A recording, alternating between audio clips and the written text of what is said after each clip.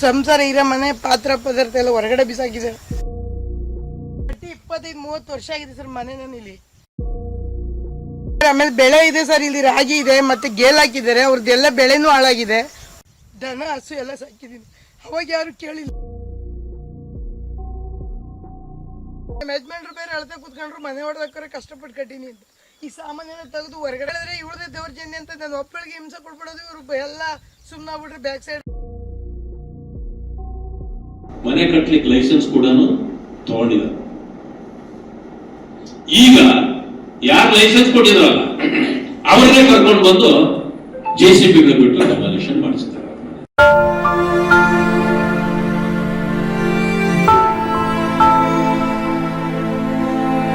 ನ್ಯಾಯ ಎಲ್ಲಿದೆ? ಹೀಗೆ ತಮಗೆ ಆಗಿರುವ ಅನ್ಯಾಯವನ್ನು ವಿವರಿಸುತ್ತಾ ಕಣ್ಣೀರು ಹಾಕ್ತಿರುವ ಈ ಮಹಿಳೆಯ ಹೆಸರು ರಜಿಯಾ. ಮೈಸೂರು ಜಿಲ್ಲೆ ಚಿಡಿಕೋಟೆ ತಾಲೂಕಿನ ಮಗ್ಗೆ ಗ್ರಾಮದ ನಿವಾಸಿ. ಅದ್ರಸಂತೆ ಹೋಬಳಿ ಬೆಳ್ತೂರು ಗ್ರಾಮ ಪಂಚಾಯತಿ ವ್ಯಾಪ್ತಿಗೆ ಬರುವ ಮಗ್ಗೆ ಗ್ರಾಮದ ಈ ಮಹಿಳೆಗೆ ಇದೀಗ ದಿಕ್ಕಿ ತೋಚದಂತಾಗಿದೆ. ಸದ್ಯಕ್ಕೆ ಕಣ್ಣೀರು ಬಿಟ್ಟು ಬೇರೆ ದಾರಿಯೇ ಕಾಣದಾಗಿದೆ. 10 ರಿಂದ 15 ಲಕ್ಷ ಖರ್ಚು ಮಾಡಿ ಕಟ್ಟಿಸಿದ ಮನೆ ಕ್ಷಣಾರ್ಧದಲ್ಲೇ ಧ್ವಂಸವಾಗಿದೆ. ದನಕರು ಕುರಿಗಳ ಸೆಡ್ಡು ನೆಲಸಮವಾಗಿದೆ. ಬಾಳಿ ಬದುಕಿದ ಮನೆ ತನ್ನ ಕಣ್ಣುದರೆ ಏಕಾಏಕಿ ನೆಲಸಮವಾಗಿರುವುದನ್ನು ಕಣ್ಣಾರೆ ನೋಡಿ ಮಹಿಳೆ ಕಣ್ಣೀರು ಹಾಕುತ್ತಿದ್ದಾರೆ. ಅಂದಾಗೆ ಈ ಮಹಿಳೆ ಕಣ್ಣೀರಿಗೆ ಕಾರಣ ಬೆಳ್ತೂರು ಗ್ರಾಮ ಪಂಚಾಯಿತಿ. ಹೌದು, ಮಗ್ಗೆ ಗ್ರಾಮದಲ್ಲಿ ವಾಸವಾಗಿರುವ ಅಬ್ದುಲ್ ರಜಾಕ್ ರಜಿಯಾ ದಂಪತಿಗೆ ಕಬಿನಿ ಬ್ಯಾಕ್ವಾಟರ್ ಸಮೀಪ 2 ಎಕರೆ ಜಮೀನಿದೆ. ಬೆಳ್ತೂರು ಸರ್ವೆ ನಂಬರ್ 55ರಲ್ಲಿ ಇರುವ 2 ಎಕರೆ ಜಮೀನಿಗೆ ಸಂಬಂಧಿತ ಡಾಕ್ಯುಮೆಂಟ್ಸ್ ಇದೆ. ಜಮೀನಿನಲ್ಲಿ ಮನೆ ಕಟ್ಟಿಸಿಕೊಂಡು ಜೀವನ ನಡೆಸುತ್ತಿದ್ದರು. ಮನೆ ನಿರ್ಮಾಣಕ್ಕೆ ಬೆಳ್ತೂರು ಗ್ರಾಮ ಪಂಚಾಯತ್ ಅಧಿಕಾರಿಗಳೇ ಪರವಾನಗಿ ನೀಡಿದರು. ಆದ್ರೆ ಇದೀಗ ಅದೇ ಗ್ರಾಮ ಪಂಚಾಯತಿಯವರೇ ಏಕಾಏಕಿ JCB ಕರೆಸಿ ಮನೆ ಕೆಡವಿದ್ದಾರೆ. ಯಾವುದೇ ನೋಟಿಸ್ ನೀಡದೆ ಮನೆಯವರ ಗಮನಕ್ಕೂ ತಾರದೆ ಸರ್ಕಾರಿ ಓಣಿದೆ ಅಂತ ಜನವರಿ 28ರಂದು ಮನೆ ಕೆಡವಿ ಹೋಗಿದ್ದಾರೆ. ಮನೆ ಕೆಡವಿರುವ ಪರಿಣಾಮ ಮನೆಯಿಂದ ಅಡಿಗೆ ಪಾತ್ರೆಗಳು ಹಾಳಾಗಿ ಹೋಗಿವೆ. ಪೀಠೋಪಕರಣಗಳು ಧ್ವಂಸವಾಗಿವೆ. ದನ ಕರುಗಳ ಕೊಟ್ಟಿಗೆ ಸಂಪೂರ್ಣ ಬಿದ್ದು ಹೋಗಿದೆ. ಹೊಲದಲ್ಲಿ ಬಿತ್ತನೆ ಮಾಡಲಾಗಿದ್ದ ರಾಗಿ, ಕಡಲೆ, ಗೇಳು ಫಸಲು ಹಾಳಾಗಿ ಹೋಗಿದೆ. ಸಂಸಾರ ಇರೋ ಮನೆ ಪಾತ್ರ ಪದಾರ್ಥ ಎಲ್ಲ ಹೊರಗಡೆ ಬಿಸಾಕಿದ್ದಾರೆ. ಏನಾರು ಹೇಳಿದ್ರೆ ನೀವೇನ್ ಕೇಳೋದು? ನಾವು ರೋಡ್ ಎಲ್ಲರೂ ಬಿಟ್ಟಂಗೆ ನಿಂದು ಬಿಡ್ಬೇಕು ಅಂತ ಹೊಡೆದ್ಬಿಟ್ಟು ಹೋಗಿರೋದು. ನಮ್ಗೆ ಯಾವುದೂ ನೋಟಿಸು ತಲುಪಿಸಿಲ್ಲ, ಯಾರು ಬಂದು ಕೊಟ್ಟೂ ಇಲ್ಲ. ಸಾಮಾನ್ಯವಾಗಿ ಯಾವುದೋ ಒಂದು ಡೆಮಾಲಿಷ್ ಮಾಡ್ಬೇಕಂದ್ರೆ ನೋಟಿಸ್ ಕೊಡ್ಬೇಕು. ಅವರು ನೋಟಿಸ್ ಜಾರಿ. ಆಮೇಲೆ ಬೆಳೆ ಇದೆ ಸರ್, ಇಲ್ಲಿ ರಾಗಿ ಇದೆ, ಮತ್ತೆ ಗೇಲ್ ಹಾಕಿದ್ದಾರೆ. ಅವ್ರದ್ದೆಲ್ಲ ಬೆಳೆನೂ ಹಾಳಾಗಿದೆ. ಏನು ಹೇಳು ಇಲ್ಲ. ಯಾರೋ ನಿಂತಿದ್ದವ್ರು ಬಂದು ಅವರವರೇ ಅಳತೆ ಮಾಡಿ ಅವರವರೇ ತಗೊಂಡು ಅವರವರೇ ಡೆಮಾಲಿಷನ್ ಮಾಡಿ JCB ತಂದು ಮಾಡ್ಕೊಂಡು ಹೋಗಿರೋದು. ನಮ್ಗೆ ಈ ವಿಷಯನೇ ಗೊತ್ತಿಲ್ಲ. ಇನ್ನು ಯಾವುದೇ ನೋಟಿಸ್ ಕೊಡದೆ ಏಕಾಏಕಿ ಮನೆ ಕೆಡವಿರುವುದನ್ನು ಕಂಡು ರಜಿಯಾ ಕಣ್ಣೀರು ಹಾಕುತ್ತಿದ್ದಾರೆ. ಬಡವರ ಮೇಲೆ ಉಳ್ಳವರು ದರ್ಪ ಮಾಡುತ್ತಿದ್ದಾರೆ. ನಮ್ಗೆ ಇಷ್ಟೆಲ್ಲ ಅನ್ಯಾಯ ಆದ್ರೂ ನಮ್ಮ ಪರವಾಗಿ ಯಾರು ನಿಲ್ಲುತ್ತಿಲ್ಲ. ಇದರ ಹಿಂದೆ ಗ್ರಾಮ ಪಂಚಾಯತಿ ಸದಸ್ಯ ಶಿವಕುಮಾರ್ ಇದ್ದಾರೆ ಅಂತ ರಜಿಯಾ ನೇರ ಆರೋಪ ಮಾಡ್ತಿದ್ದಾರೆ. 25-30 ವರ್ಷ ಆಗಿದೆ ಸರ್ ಮನೆ ಇಲ್ಲಿ. ದನ ಹಸು ಎಲ್ಲ ಸಾಕಿದೀನಿ, ಅವಾಗ ಯಾರು ಕೇಳಿಲ್ಲ. ಇಲ್ಲ ಬುಡಿ ಅನ್ಬೇಕಾಯ್ತು ಅವತ್ತು ಕೊಡಲ್ಲ. ಇವ್ರದ್ದು ಒಂದ್ ಸೈಡ್ ಕೇಳಿದ್ರು ಅವರು. ನಾನು ಅದು ಈಗ ಆಗಲ್ಲ ಅಂತ ಹೇಳಿದೆ. ಅದ್ರ ಉದ್ದೇಶ ಪೂರ್ತಿ ಆಮೇಲೆ ಲ್ಯಾಂಡ್ ಲೈನ್ ಯಾವಾರ ಮಾಡೋದವ್ರು. ಜಮೀನು ಏನು ಸೇಲ್ ಮಾಡ್ಬೇಕು ಅಂತ ಇನ್ನೊಬ್ಬರಿಗೆ ಜಾಗ ಕೊಡಿ ಅನ್ನೋದು. ಶಿವಕುಮಾರೇ ಮಾಡಿದ್ದು. ಅವರೇ ಇದನ್ನ ಇಷ್ಟಕ್ಕೆಲ್ಲ ದಾರಿ ಮಾಡಿಕೊಟ್ಟಿರೋದು ಅವರೇ. ಈಗಾಗಲೇ ಜಮೀನಿನಲ್ಲಿ ತಿರುಗಾಡಲು ಜಾಗ ಬಿಡಲಾಗಿದೆ. ಅಲ್ಲದೆ ಆ ಮಾರ್ಗದಲ್ಲಿ ಅಬ್ದುಲ್ ರಜಾಕ್ ಜಮೀನಿನ ಬಳಿಕ ಬೇರೆ ಯಾರ ಜಮೀನು ಕೂಡ ಇಲ್ಲ. ಆದ್ರೂ ಸರ್ಕಾರಿ ಓಣಿದೆ ಅಂತೇಳಿ ಮನೆ ಕೆಡವಿದ್ದಾರೆ. ಇದು ಉದ್ದೇಶ ಪೂರ್ವಕವಾಗಿ ಮಾಡಿರೋದು ಅಂತ ಮನೆ ಮಾಲೀಕ ಅಬ್ದುಲ್ ರಜಾಕ್ ಆರೋಪ ಮಾಡ್ತಿದ್ದಾರೆ. ಸರ್, ನಮ್ದು ಮನೆಯಲ್ಲಿ ಹೊಡೆದಿರೋದೇ ಗೊತ್ತಿಲ್ಲ. ಅಲ್ಲಿ ನನಗೆ ಸಾಯಂಕಾಲ ಟೈಮು ಹೊಡೆದಿರೋದು. ಆಮೇಲೆ ಯಾರೋ ಬೆಳಗ್ಗೆ ಬಂದು ನನಗೆ ಯಾರೋ ಹೇಳಿದ್ರು ವಿಷಯ. ಆಮೇಲೆ ಅಲ್ಲಿ ಹೋಗಿ ನೋಡ್ತು. ನಾನು ನಮ್ಮ ಹೆಂಗಸರು ಕಳಿಸ್ಬಿಟ್ಟಾಗ ಅವ್ರು ನೋಡ್ಕೊಂಡು ಎಲ್ಲ ಪೂರ್ತಿ ಹೊಡೆದು ಎಲ್ಲ ಪರಿಸ್ಥಿತಿ ಮಾಡಾಕ್ಬಿಟ್ಟಾರ ಅಂತಂದ್ಬಿಟ್ಟು ಬಂದು ನನಗೆ ಹೇಳಿದ್ರು. ನೋಟಿಸು ಕೊಟ್ಟಿಲ್ಲ, ಏನೂ ಕೊಟ್ಟಿಲ್ಲ ಸರ್ ನನಗೆ.